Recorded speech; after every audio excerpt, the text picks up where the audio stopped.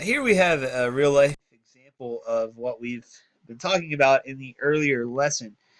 We've got the angle of elevation from the top of a building to a hot air balloon is 62 degrees. So if we draw that, we've got a building here and a balloon up here. The angle of elevation would be 62 degrees. And we also have the angle of elevation to the hot air balloon from a second building uh, that is 650 feet due east, so that gives us the side of the triangle. 650 feet this way, and the angle of elevation is 49 degrees from that building. Sorry for my poorly drawn triangle.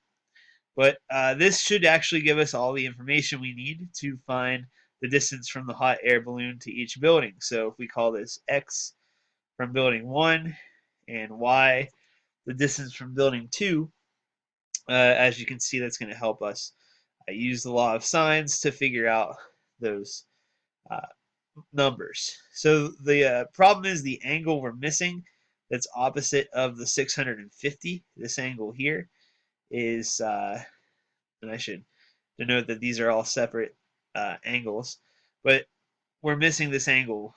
We'll call it angle A. Uh, so angle A is going to be the difference between 180 and the other two angles, which are 62 and 49 put together. So 62 and 49 would be 111, and then 180 minus 111 would be, let's see, 69.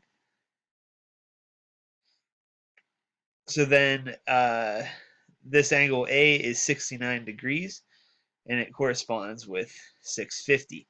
So the sine of 69 over 650 will be equal to the sine of 62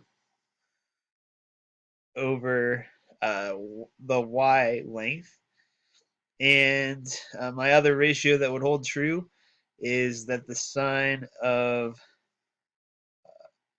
69 over 650 would also be equal to the, let's see here, the sine of 49, which is opposite of the angle x. So then if I solve these out, y is going to be equal to, when I cross multiply, I get y sine 69 equals 650 sine 62.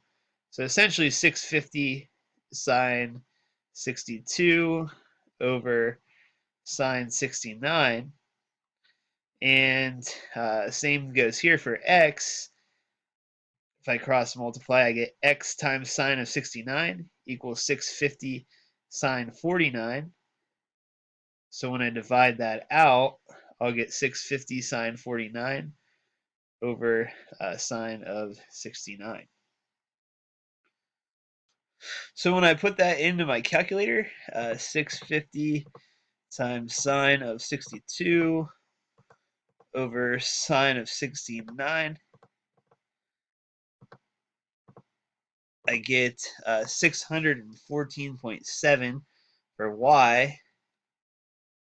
So in other words, the second building's length, and that's in feet. And then for x, I take 650 times the sine of 49 divided by the sine of 69,